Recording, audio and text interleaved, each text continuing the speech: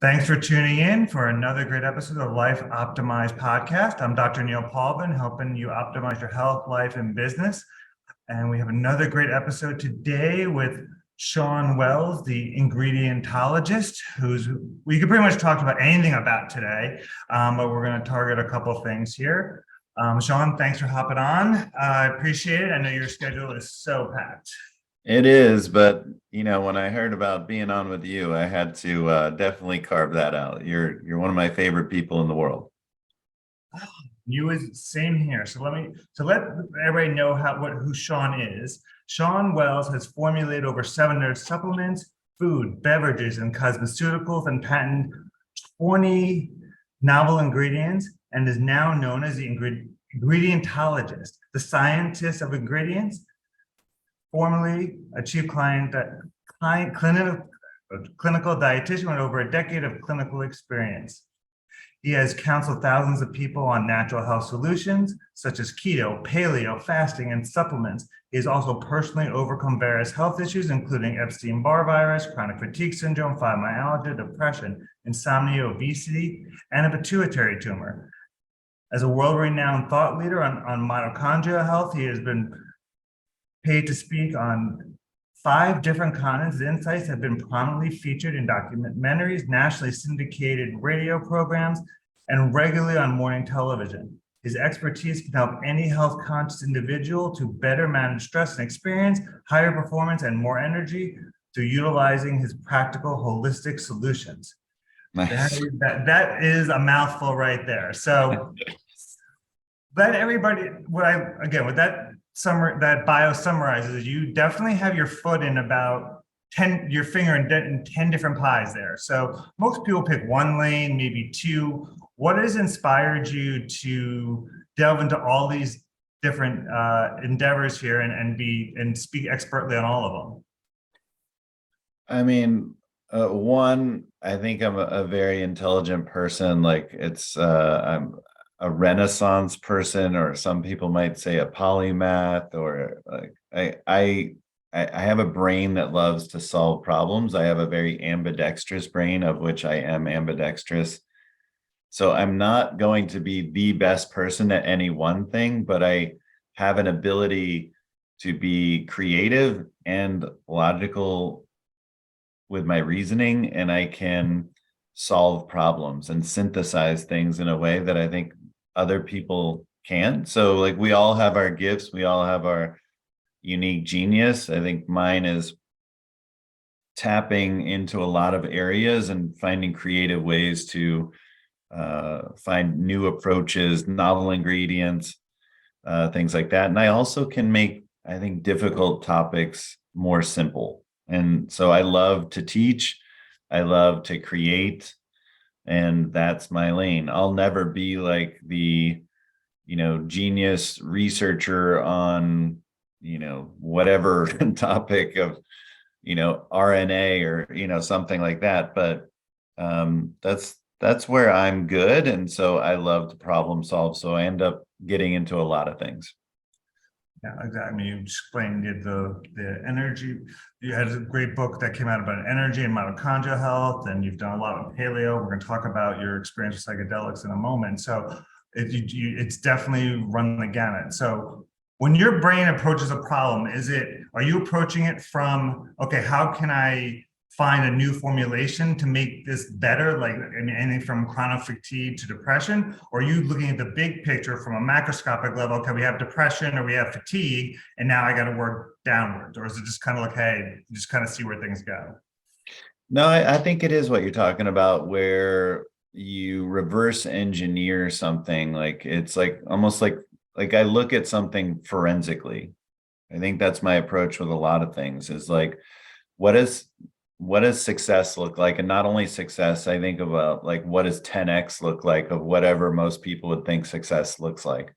And then how do we reverse engineer that? However impossible, you're left with something that's potentially probable, to me.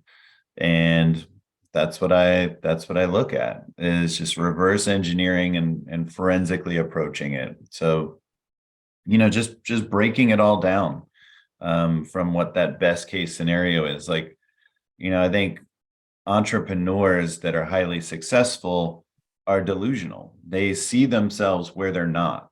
They already see themselves into the future at that 10x point. And that's what I often do with my businesses. That's what I do with these formulations or ingredients, is I'm already seeing what success looks like and living there, and then saying, okay, how do I deconstruct this to make this a reality so I can take the steps to get there?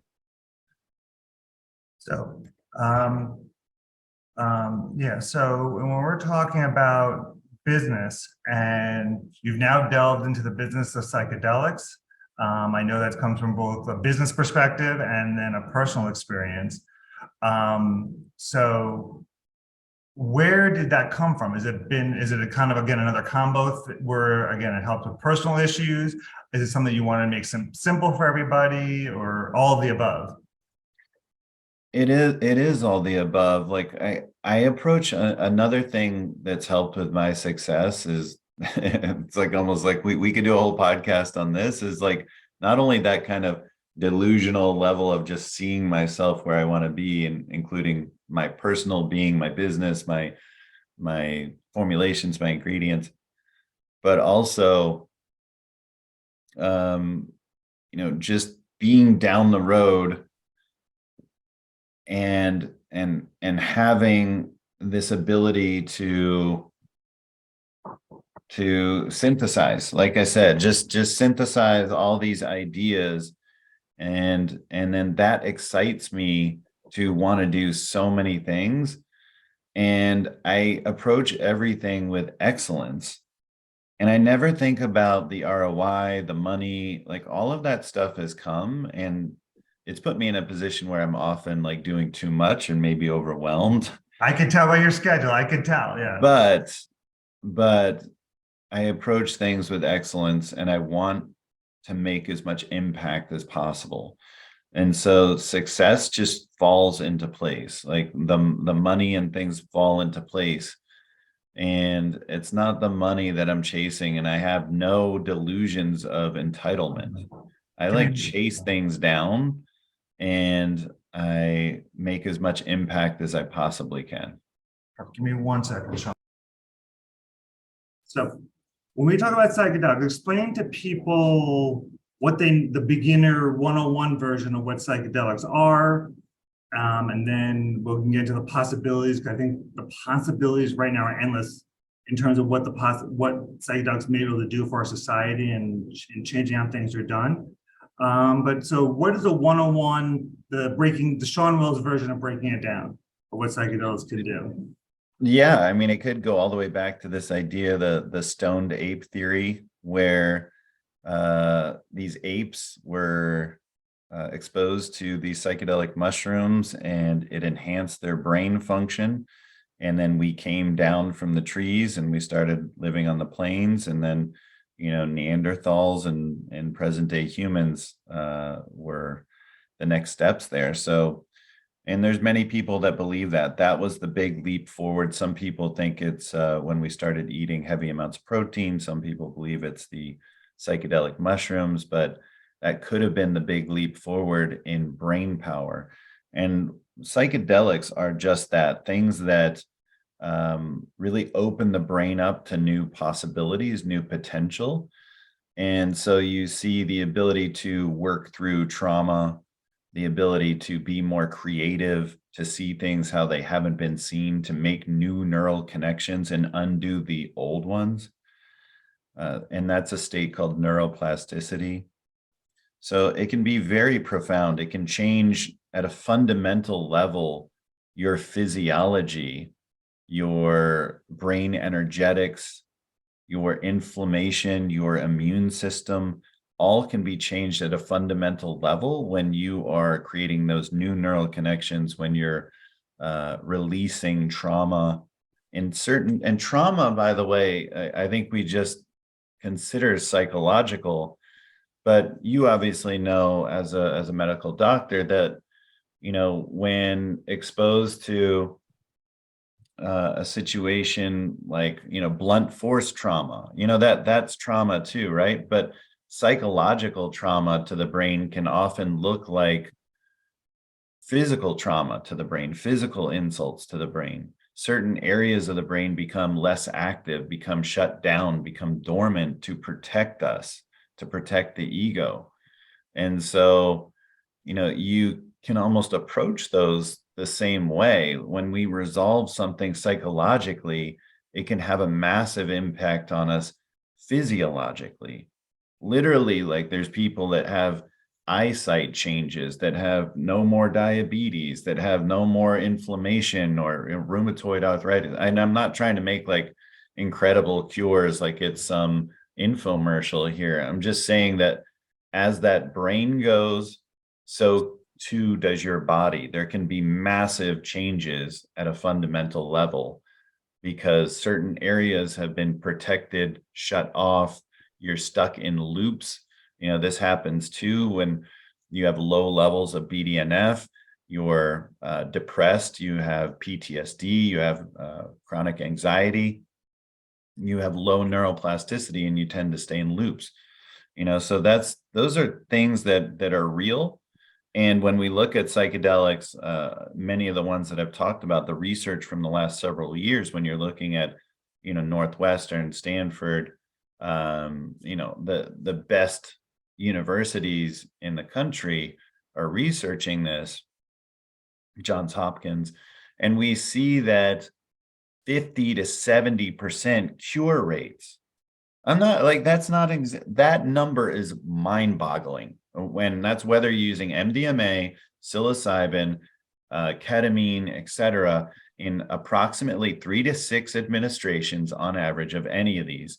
When you have proper intention setting, proper integration work done, and proper facilitation during the experience, that we see 50 to 70% cure rates where they no longer have to be on depression or anxiety medication, where they have to no longer get therapy on a regular basis. And so that is profound. And when you look at SSRIs, you see equivocal data. And I'm not saying they can't work for some, but the data is very equivocal. And some of the meta-analyses that are now coming out are saying, these are questionable, and in some cases may be doing more harm than good. And we should really evaluate their broad use.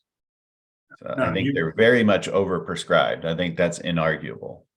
Oh yeah, I mean, especially like you mentioned, with the data that's come out over the last 6 months in terms of their ineffectiveness, the question of are the data's even valid at all? It's just, and that's on one side, and then like it sounds like an infomercial. It sounds like you're trying to just sell psychedelics, but the data is just so overwhelming for something that is usually has less side effects and just is so, I hate the word clean, but it just works so well.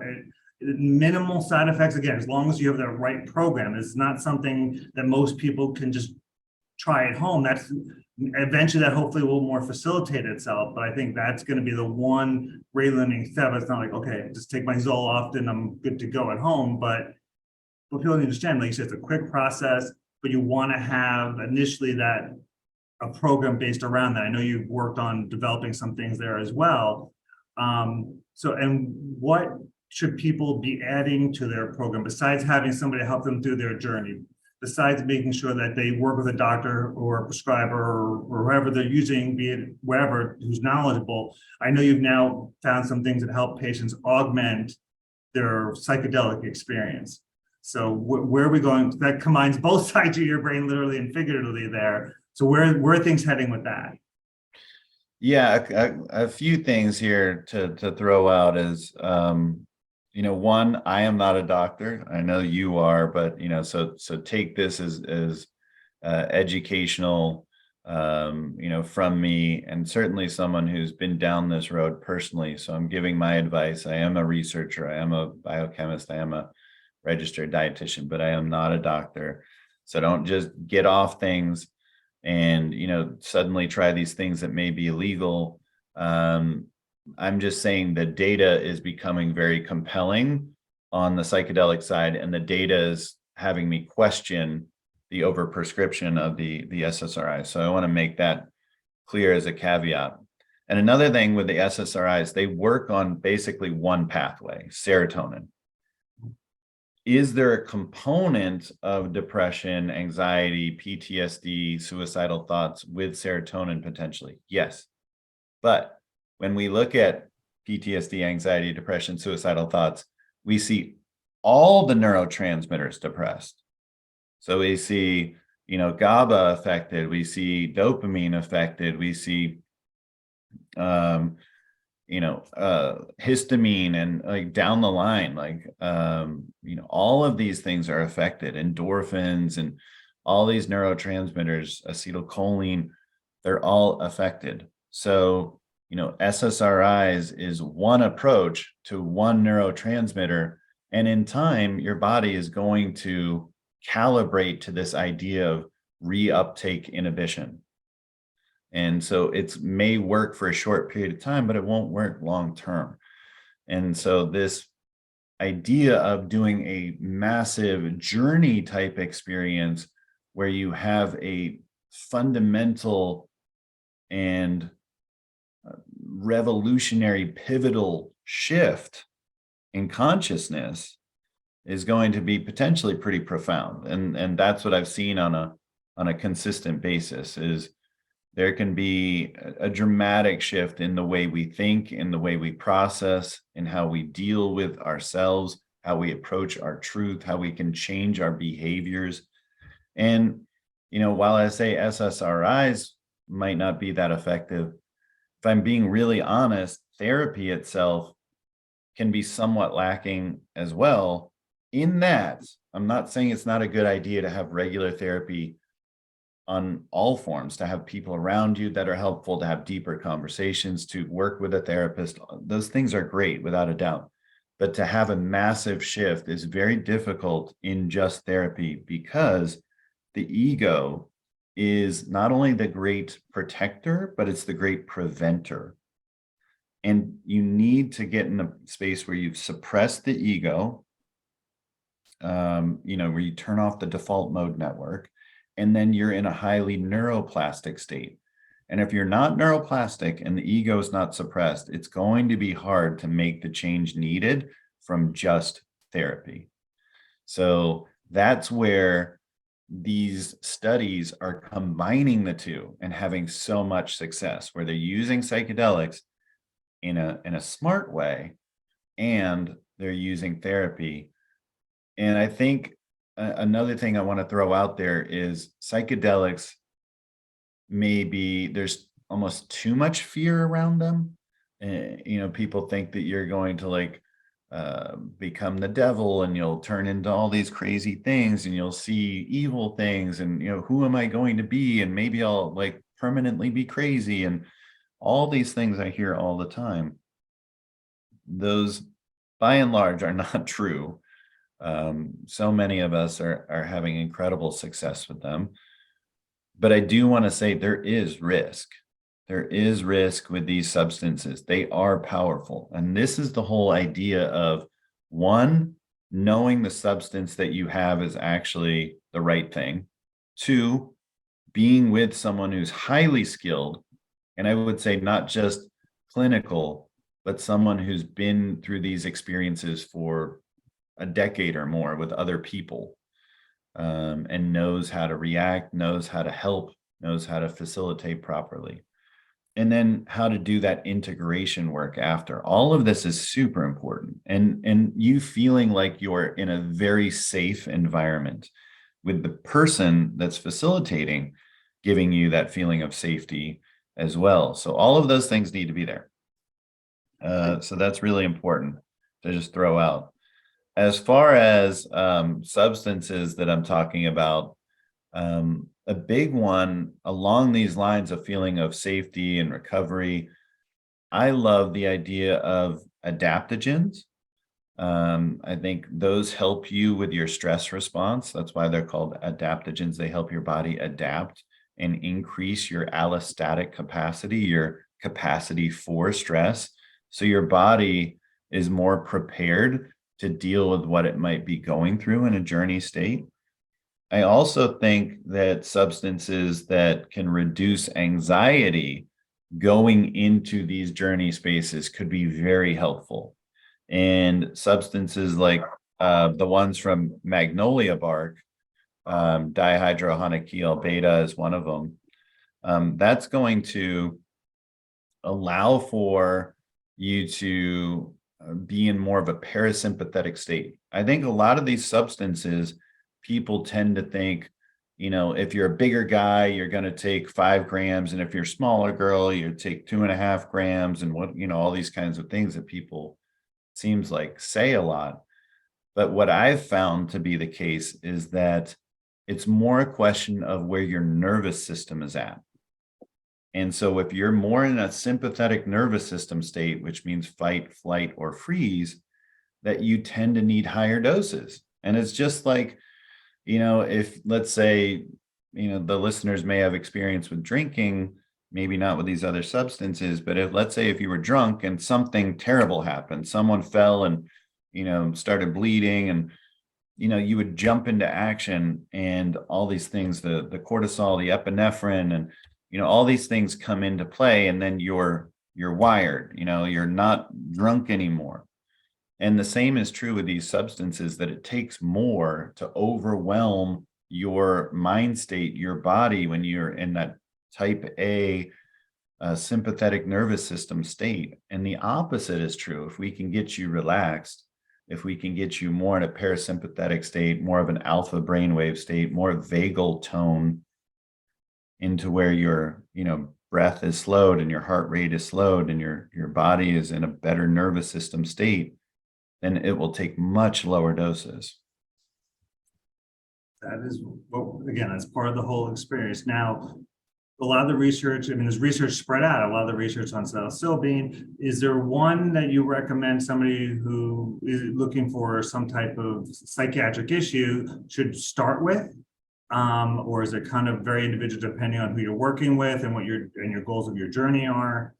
So yeah, that's a great question. I think a lot of people are starting with ayahuasca, and they hear that they have these massive experiences and go to these places, these jungles, and that is probably not where I would start, as a substance like that. And I wouldn't do DMT or 5-MeO DMT, Bufo. Like, those things can all be profound, but I think they're a lot better when you have some experience. I think the 3 best substances potentially are going, and they're where a lot of the clinical studies are going to be, things like MDMA, ketamine, or psilocybin. And I think those are like the better substances. And, if it's a question of legality and access, then ketamine is going to be the best one, because you can find a ketamine office. You can get a good MD administrator that's overseeing it, who can look at your labs.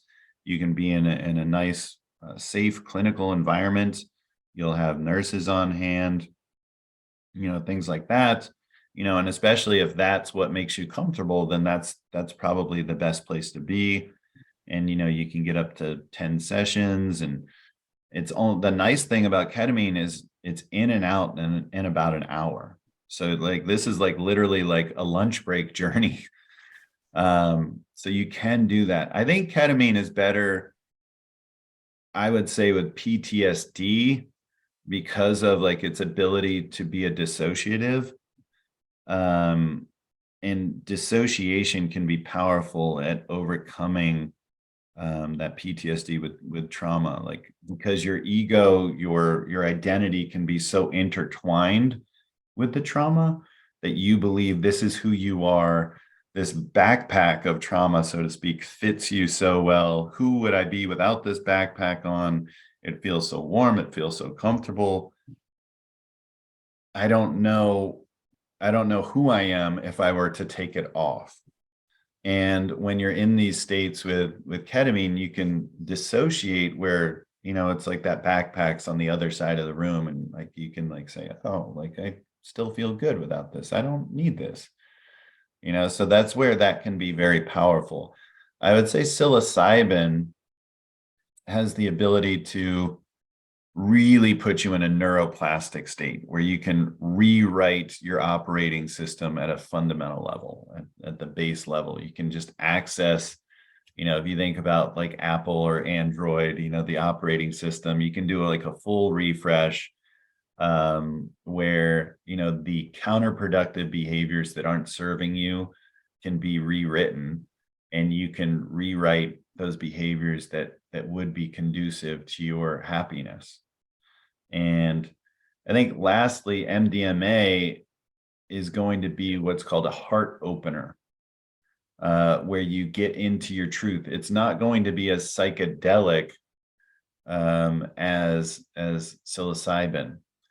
It's going to be more of like this a blissful state where you're in your truth, where you're in a lot of gratitude, and you can see things in the most loving way. And that will be with people that you already love. You will love more and see them in that way.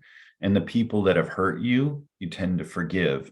And these can be very powerful feelings that you may have suppressed, that you may create stories around, and again, loops, and may not be giving to yourself. Gratitude and forgiveness is for you, ultimately, so you can let things go. And once you let things go, the effect on your physiology and your neurology is profound. There you go. There's a typical Shawn Wells breaking things down so everybody can understand it. And you brought it up a little bit, is that the future, besides just the psychiatric benefits of it, we're seeing in some of the studies on psilocybin and even ketamine, is the fact that they're anti-inflammatory, that they can boost the immune system. I know there's some startups that are now working on both those fields, not just the psychiatric component of it. Yeah. Which kind of goes into, again, the other Shawn Wells buckets we're talking about, health, general brain health, or just healing autoimmune dysfunction, things like that. So these could potentially be, hopefully, not one size fits all, but they're going to have so many parts of their toolkit there that there's something that's going to be a part of a lot of people's regimen, which is great, because if we find something that has minimal side effects and can affect so many different parts of the system at one time, again, as long as they're appropriately dosed. So do you see that's one of the things now that we've got, again, with the studies coming out of Hopkins and all MAPS and all the other different locations, are we now, I think now we're starting to see kind of these other arms splinter off, where we're like, okay, we know this works for psychedelics, let's see what else it can do, and let's really find and focus those types of things as well. Absolutely. Yeah, to your point, it's evolved quite a bit from something that I think in the 60s and 70s we might have said is recreational, to something that we're seeing now as being, again, affecting everything is tied to your brain. These behaviors, that you not living in your truth has a cost. Some people call it like God or the universe, or like where you're getting this wisdom from sometimes in these psychedelic experiences. But ultimately, I think it's, those things can be a part of your physiology, your neurology, your soul, whatever you want to call it, for sure. But ultimately, that intelligence is innate. It's within you, and your truth. And the fact is, we're creating stories around not letting the truth play out in our lives, and we're suppressing the truth quite often. And so to let that truth unfurl and play out, and to be aligned with your actual truth, the amount of energy that we're spending on not being in our truth or being in toxic situations that aren't serving us, there's a toll, there's a cost there that's real, that costs us ATP at the most core level, but it costs us inflammation and glycation and oxidation and shortening telomeres and all of this stuff, DNA errors, and all of that is taking place, and it's real. And so when we can get into our truth, like, you'll hear how people come through the other side of these experiences and they look 10 years younger and they feel 20 pounds lighter. It's because they're now optimized and they're not using all this energy to deal with trauma and loops and toxicity and inflammation and all of these things. It's like, oh yeah, I'm clear. That's what I need to do. I'm going to do it. And when you get clear on your truth, it's not necessarily easy. And it can be even worse if you get through your journey and you're not carrying out your truth that you just found out. You can feel like a bigger fraud or a bigger liar. This is where the integration component is so critical, that someone is helping us, keeping us honest to take those next steps so that we put into practice and let play out our truth. And that's where it can be profound to your life, instead of just a cool experience that you had one weekend, in Austin or something. You want it to be something that really changes your life permanently. Yeah, I never really thought about that potential negative feedback loop that you can get if you don't do things the right way with it. And you pointed out in what you were saying in terms of how psychedelics work is, where are things going in the next 3 to 5 years? I know you're always kind of delving into things that we talked about in the beginning. You mentioned ATP. Is it? I know there's a huge development now in terms of mitochondrial dysfunction. I know it was the topic of the book that you put out last year, 2021, correct? Is it going to be mitochondrial dysfunction? Is it going to be senescence? Is our psychedelics going to be the number one thing? Where do you see things going? Or is it just going to be, okay, we got to take step bucket 1, bucket 2, and bucket 3, and it's going to be all put together by somebody who can orchestrate it really well? But I know you like looking to the future. Where are things going in terms of what's the next thing? Where are things heading? Yeah, I think you're right. I love all those buckets, by the way, but it's that refresh that can happen. And by the way, the synthesis of those things, which again I love, someone like Dr. Matt Cook has his like ketamine reset, right? Where he's doing, yes, this ketamine experience, but at the same time, he's administering things for the mitochondria, the CoQ10, the NAD by IV, and then he's doing often biologics, so things like PRP, exosomes, whatever, even these V cells could be done during these experiences, and that's a profound time. Like when you're in this neuroplastic state, I also believe that you're in a physioplastic state, where you can where you can utilize these things on a much better level. And that changes everything versus, again, when you're in this, type A resistant, like default mode on full, ego on full kind of state, sympathetic nervous system on full. When you're in this physioplastic and neuroplastic state, that's when everything can be reset and changed. And so that's the perfect time to reset the hardware and the software. I've had patients who've done Matt's procedure, and I've never seen such a quick and profound turnaround, both, like you said, in terms of their anxiety and their mood, but also their overall well-being. Like, you take their data, their blood pressure, their heart rate, if you're an HRV person, it's just like, this, you're not the same person anymore. And not to sound too dramatic, again, sounding like an infomercial, which is the theme of this so far. It's just incredible. And what Shawn is talking about, what Dr. Matt Cook is doing, who's based on the West Coast, is he's not only doing the psychedelics, he's also doing specific supplements and injections to help fix the mitochondria, as well as doing injections around the vagus nerve with everything from exosomes, derivatives of stem cells, and stem cells themselves.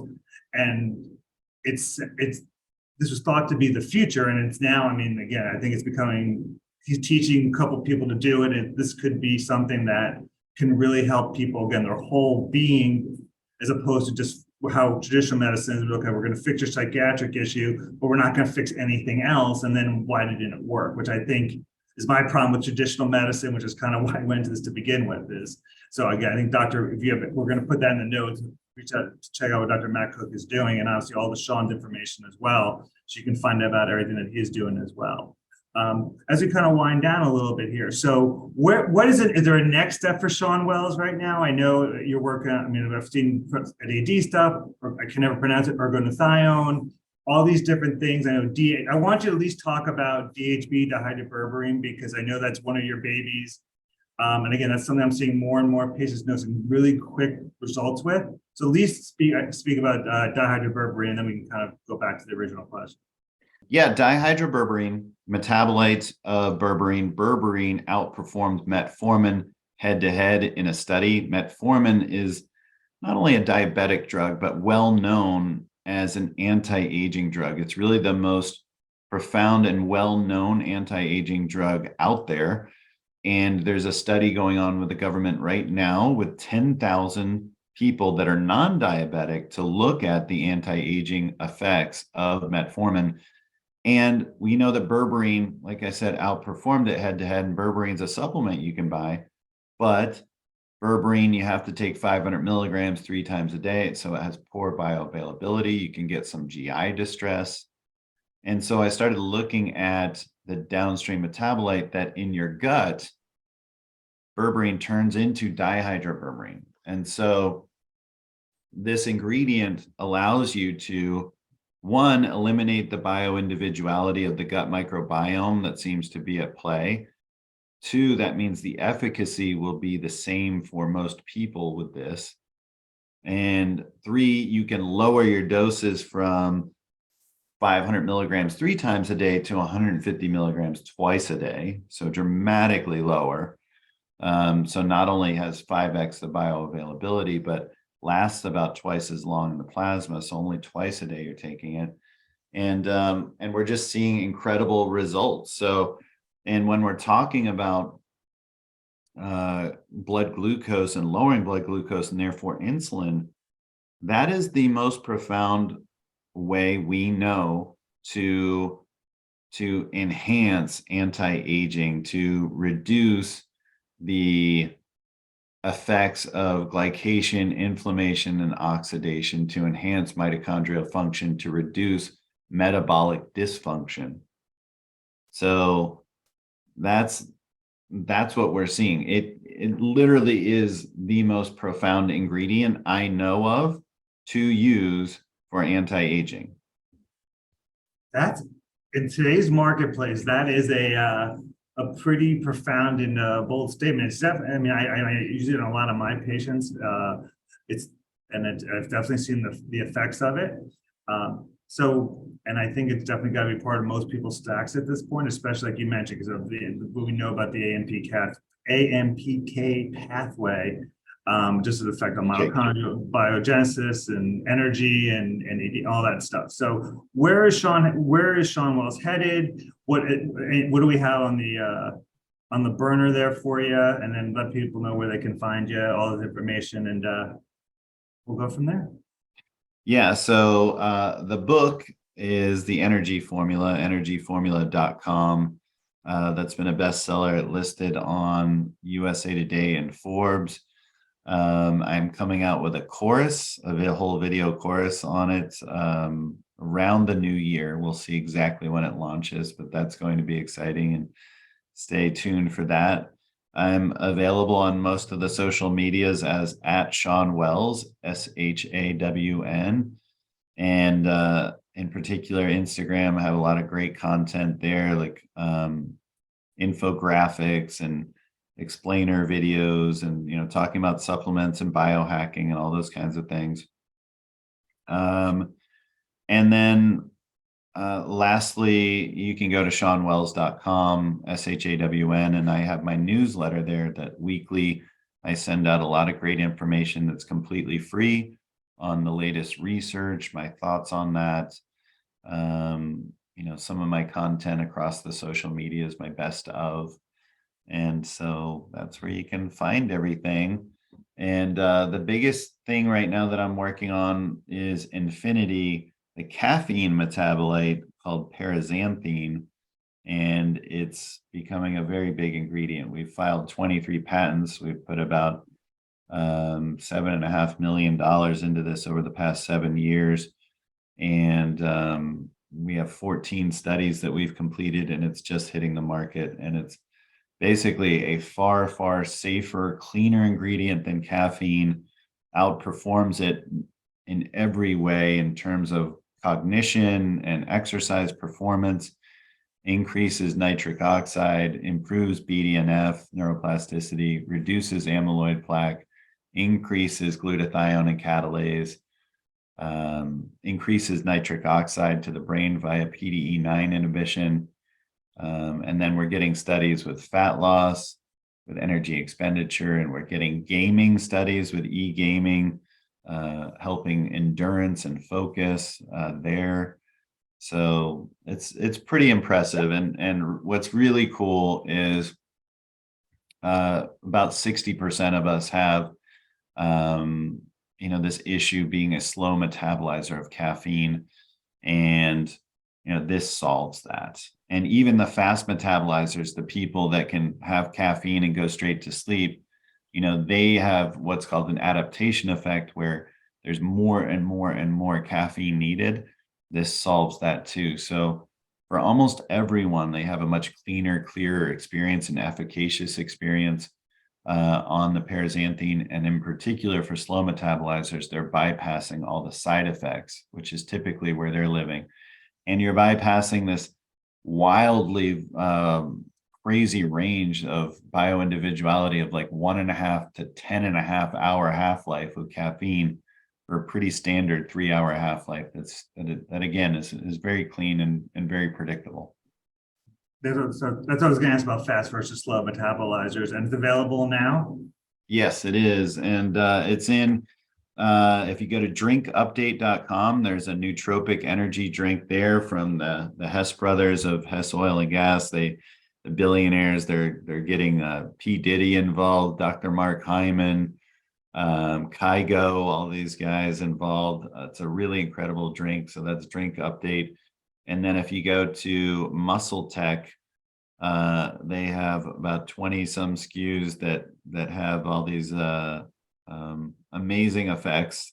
So there's fat loss products, pre-workout called Euphoric with an IQ at the end. The fat loss product is called Burn IQ.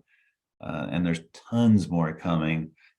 There's a lot of other companies we're talking to, but those are the big launch ones that we have right now. We have the energy drink and the company Muscle Tech and Hydroxycut with their products. And that meeting I want to be part of. P. Diddy and Mark Hyman, two people you never thought would be at the same table. Wellness just brings everybody together there. And I'm sure it'll probably, because it's a short half-life, won't affect sleep. And we know how the importance of caffeine and sleep that we keep preaching out. So Shawn, thanks for jumping on with us. Everybody check out his site. All the things that Shawn said will be said in the transcript. We'll link to his website and all these different products they mentioned throughout the podcast, so you could check them out, because both the DHB, the hydroberberine, and the new caffeine derivative are groundbreaking, and they're going to change how we do wellness, and you're going to find out all this stuff on the Psychedelics as well. So wishing you a happy holidays as we're recording this right before the holidays, and I'm sure I'll see you soon. We'll actually get to talk in person again. Sounds good. Thanks for having me on, Neil. No problem. Bye, Shawn. Bye.